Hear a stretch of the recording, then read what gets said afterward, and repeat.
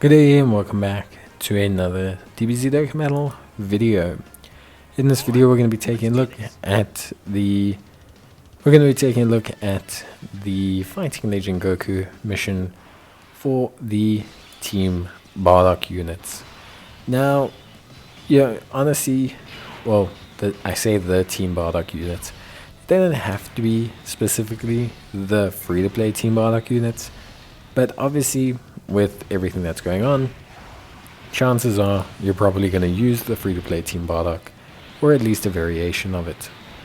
Now, free-to-play Team Bardock, or just Team Bardock in general, is a very small limited category. You have technically only one lead, in the form of the LR Team Bardock. You do have another lead in the form of the Tech Bardock and the AGL Bardock.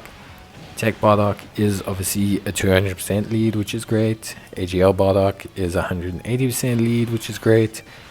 Both of them do help you out quite a bit if you're looking for a lead. In terms of the actual team, we're using the fully free-to-play team because why not? They can handle the Fighting Legend Goku event with relative ease. And we have not extremely awakened our LR Bardock. Why? Because I just want to keep it separate, really. That's honestly about it.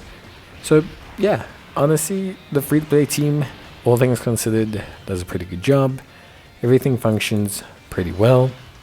There is ultimately a ready-made team here that is probably too strong for LGE.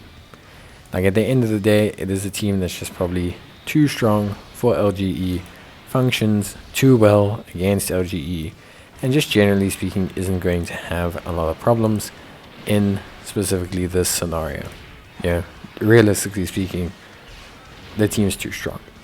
You got Fasha with her dodge capabilities, her support capabilities, and her relatively solid defense, especially for this kind of content. The Tech Bardock is going to just do his thing, floating in that second slot, maybe even the third slot, but just roaming around, doing his thing, causing damage, causing chaos, and just being a problem, realistically speaking. Obviously, we don't have a Goku to activate this counter effect. That's not a huge train smash, but it is something to consider. Then, you also have the AGL Borgos.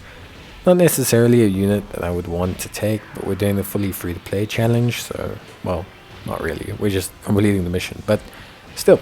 Anyway, point is it's a very simple, very straightforward kind of event. The Borgos holds his own, relatively solid defensively after his double supers. You're probably going to want to float him. You have the Tectora and the physical Shigesh, both units that stack, so they are solid options when it comes to this event. Both he and Shigesh should stack at a decent enough rate to handle this event fairly well. I know, overall they tend to do a pretty good job when it comes to that. So that's a nice kind of take on it. Then we also have the Strength Bardock. So Strength Bardock, obviously on a fully Team Bardock team, has 50% damage reduction, which is really helpful. He also does some decent damage when you give him enough Strength Orbs. So that's also a very solid benefit to him. So realistically, at the end of the day, all things considered, the team functions at a very decent level. I think for me, like when I look at the team, when I look at like the functionality of the team, I really don't see any major issues with it. One of the things is going to be whether you have your LR Team Bardock Easy 8. So Team Bardock, like the LR version, really strong unit in general. Nice easy A. Strong after super, 70% support as well for the Team Bardock units. Like a very good unit. The thing is, if you easy him, he's that. If you don't easy him, he's a bit meh. Like a bit of a mixed bag. I don't want to say he's bad, but definitely not nearly as good as he is post easy A. So if you are using that Team Bardock, if you are going to use the uneasy 8 version like this one, just keep that in mind. If you're using the easy 8 one, it's going to make your life a lot easier. Now, there's no reason not to easy A him before coming in here, but it's just, wanted to do the challenge. But I've done a challenge before, with him in both these situations, so realistically speaking, it wasn't that big a deal. So yeah, other than that, that's pretty much it. Your rotations are going to be Strength Bardock and yeah, Strength Bardock in Tfasha, or Strength Bardock in Tora, or Strength Bardock in Shigesh.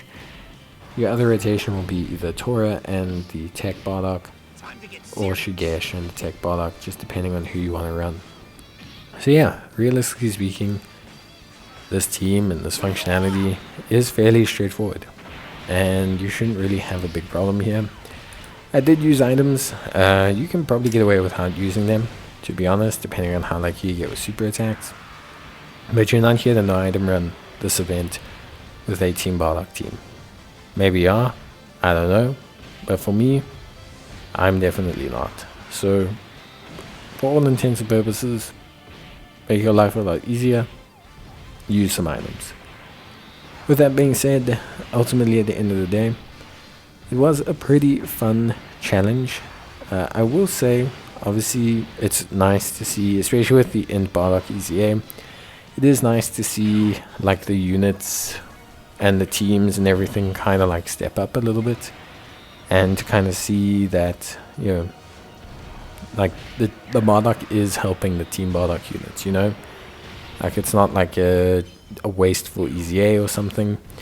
I do think ultimately at the end of the day, much like the Ginyu Force, when you start tying summonable units into like categories, you need to, like on the free to play side, go a little bit of that extra mile. And I think for me, Team Bardock always felt a little bit weaker than Ginyu Force, largely due to the lack of a second LR. Ginyu Force has the physical Ginyu, the tech Ginyu.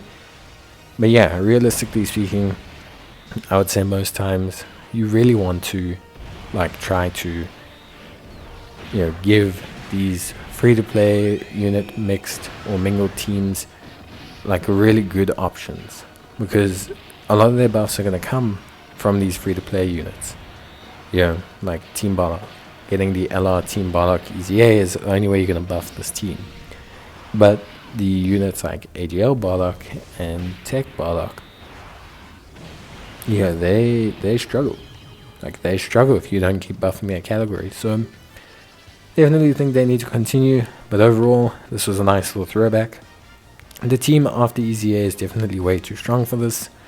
But at the end of the day, it doesn't really matter. That's it from me. Bye.